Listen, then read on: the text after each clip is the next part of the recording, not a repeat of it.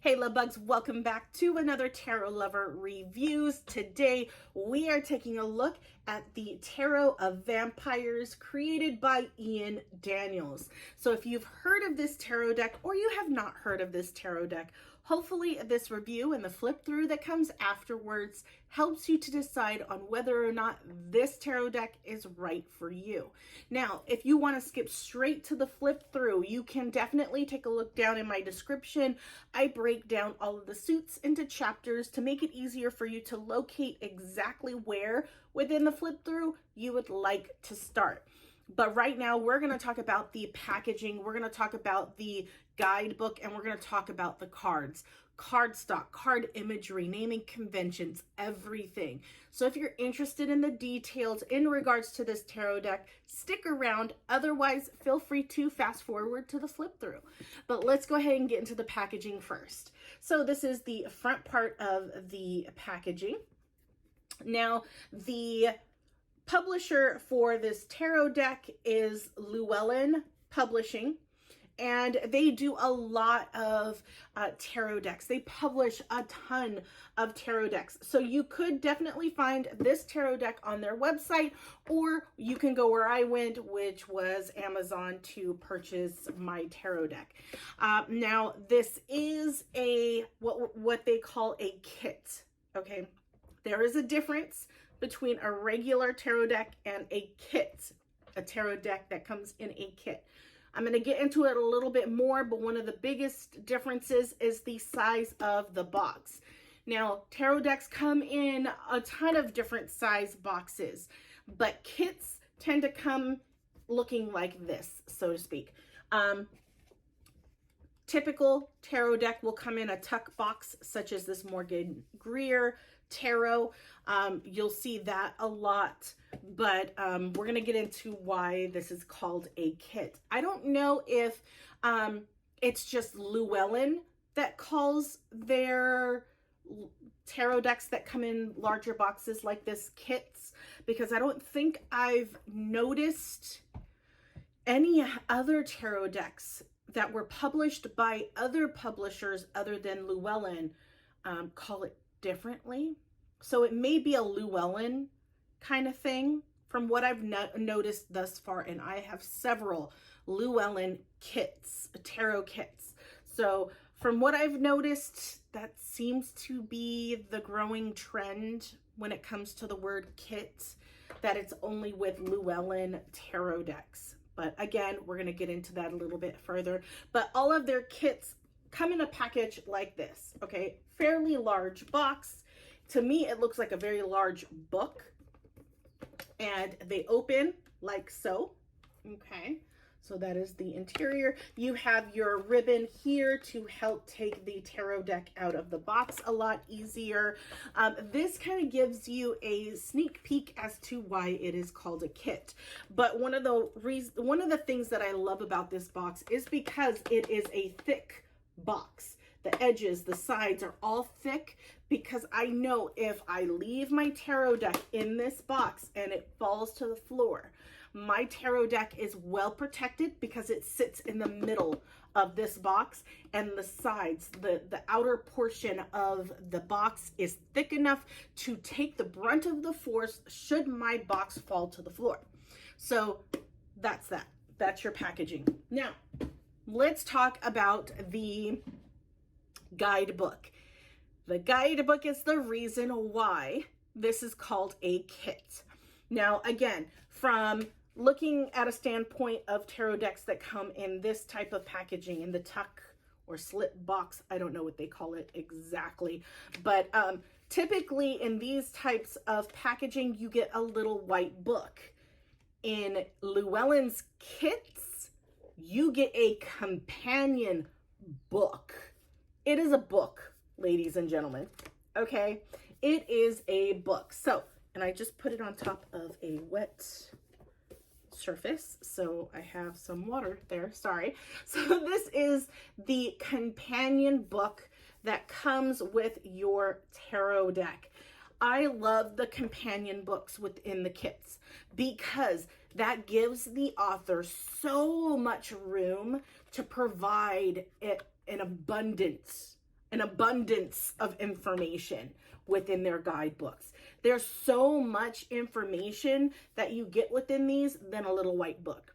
Little white book typically just gives you a few keywords for uprights and reversals, possibly a little paragraph, and then that's it.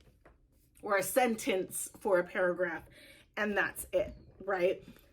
This, obviously, you're getting more bang for your buck. And yes, the kits are going to be a little bit more expensive than just the tarot deck itself because you're getting more in the companion book with your kits. Now, in regards to the companion book, you get, again, a lot of information in the beginning of the book. You'll see in like a moment, I believe, yeah. You'll see tables in here for correspondences. They provide a lot of information in here. You also get a section that goes over tarot spreads. So you get several tarot spreads in this guidebook or this companion book, which, you know me, I am absolutely happy. I'm ecstatic when authors add or include a tarot spread, at least one in their guidebooks, because again, if I'm coming in as a brand new tarot reader, never done this before, I would like to have a guide in my guidebook for my tarot deck to at least utilize, because I wouldn't know where to look to utilize a tarot spread. You know what I mean? So I feel like it's always an added bonus when there is a tarot spread included within the guidebook, even if it is a simple 1-card spread, 3-card spread, your typical Celtic cross. I tend to see that a lot as a tarot spread in guidebooks. Just something that newer readers can utilize in the guidebook is greatly appreciated. So again, super happy that they did include several tarot spreads in their companion book. Now, in regards to what you will find for each of the cards in the guidebook, there is a lot of information as usual. So for each card, you get an essence description paragraph. Then you have a message, and that message is typically really long. So here's where it starts here, and it goes through all of this onto the next page. So again, you're getting a lot of information, and then you also get an analysis and symbolism section. Okay, and then you get a shadow section. For that card, just that one card alone, you get four sections, 4 items that it goes over for each and every single card. Hence why this companion book is a book, right? So again, I absolutely love kits. Especially Llewellyn's kits, because I feel like they just give so much more information than for you to have to go and purchase a separate book on tarot altogether. It's nice to have a one-stop shop kind of thing with these kits. So that is your guidebook. Let's talk about the cards. So this is what the backs of the cards look like. It is absolutely gorgeous, but as you can see, it has a gloss to it. So this has a glossy finish. What's interesting is the back has that glossy finish, but then the front doesn't. It's almost like a matte finish. It's got some texture to it. So I find that very interesting to handle with this particular tarot deck. And it might just be the particular tarot deck that I purchased that it's like that. And technically all the cards are supposed to be gloss front and back. But that's what I've noticed. The backs are glossy. The fronts are more matted, more textured, so that they're not so slippery as the back is. Size of the tarot cards, I think is, I feel like it's a little bit shorter. I'm going to do a little comparison for you guys. This is a Rider-Waite-Smith tarot card. And we're going to just do it. Yeah, we're going to do a little comparison. So as you can see, it is a little bit shorter than your typical tarot card, which is totally fine. I don't think you'll really notice the difference when you're holding the deck in your hands. they'll feel like a typical tarot deck in your hands. So that is the sides. Let's talk about, I was going to go into something different and then I had to stop myself from talking. Anyways, let's talk about the card stock. So if you have any of Llewellyn's tarot decks, so any tarot decks published by Llewellyn, you will know exactly what type of cardstock you are getting with this tarot deck. And it may just very well be for their kits. I have not purchased a tarot deck from them that wasn't a kit. And I've noticed that all the kits utilize the same cardstock, the same type of size, the same type of packaging. So if you have a kit from Llewellyn for a tarot deck, you will most likely know exactly what type of cardstock you are getting with this tarot deck, because it's basically the same cardstock, same texture, same packaging. So yeah, it's a good thing and a bad thing. I don't really care for the cardstock. I like my cardstock a little bit on the thicker side, a little bit thicker, because for me, this is way too flexible. I know a lot of people enjoy having flexible cards, makes it easier for them to shuffle and control. For me, I feel like over flexibility, I don't have too much control over. I like to shuffle my cards in a ton of different ways. I don't utilize one particular way, but I know with this type of cardstock, shuffling in that riffle shuffle or that poker style shuffle, bridge shuffle is what I also call it as well, would be very easy with this tarot deck. With the exception of it being glossy, I feel like the cards will kind of fan out. But if you kind of have control over your cards, then you'll be good. I just, again, don't prefer this kind of card stock because I feel like I don't have control over my cards when I do shuffle in that poker style shuffle. But yeah, that is your cards. Now let's talk about the naming convention and the imagery. Now, when I go over these two particular things, what I am doing is I am comparing it to the Rider-Waite-Smith tarot deck. The reason why I do that is because a lot of the tarot books out there that you can purchase are based off of the Rider-Waite-Smith imagery and naming convention.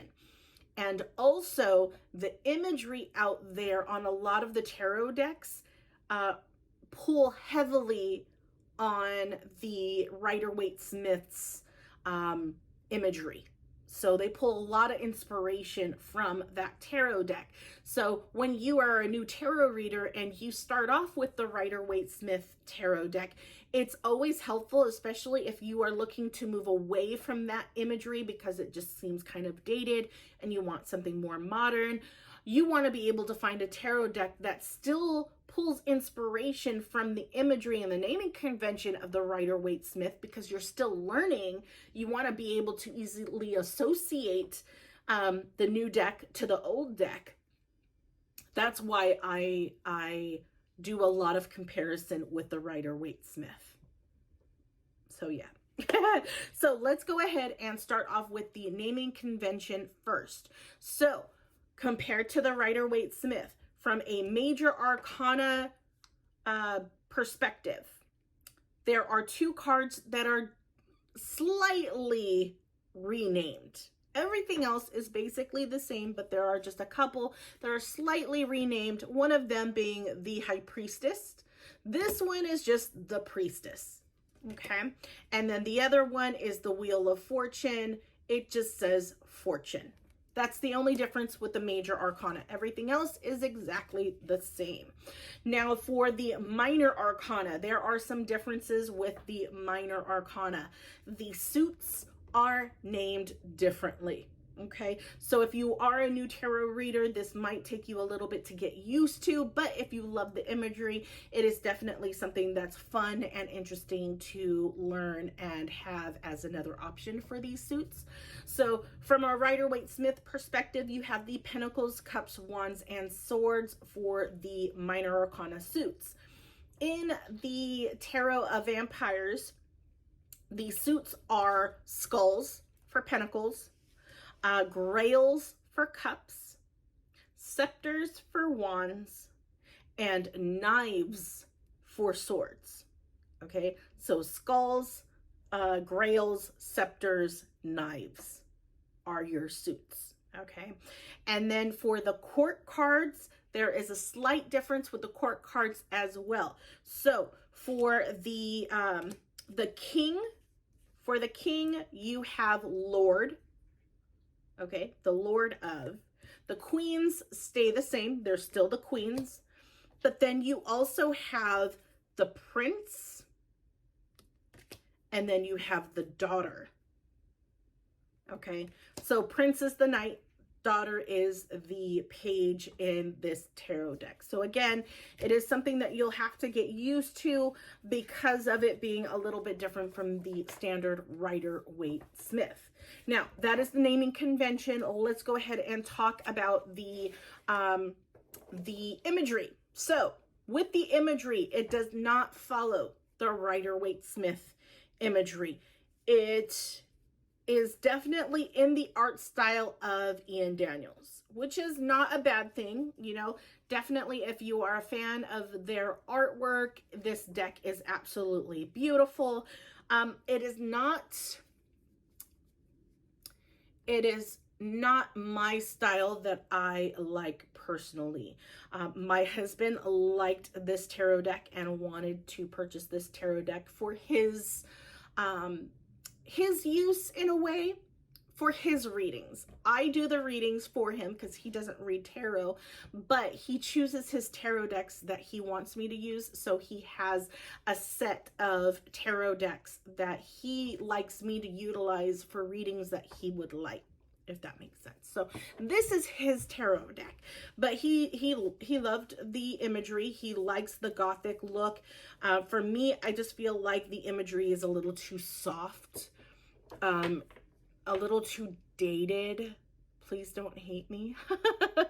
But it's a little, the imagery is a little too soft for me. I feel like there's too much going on and not enough detail, if that makes sense. But yeah, it's a beautiful deck. It definitely follows his artwork. But yeah, again, it does not follow the Rider-Waite-Smith imagery. I don't even feel like there is maybe like one,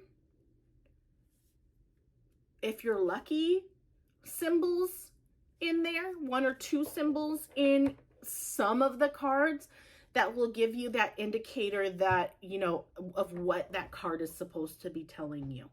So definitely take a look at the companion book to help you to be able to read these cards, especially if you are a new tarot reader. But yeah, hopefully this video, this review has helped you in some way. If it has, leave a like and check out my channel. See if there's any other tarot decks that you are interested in taking a look at that I have reviewed.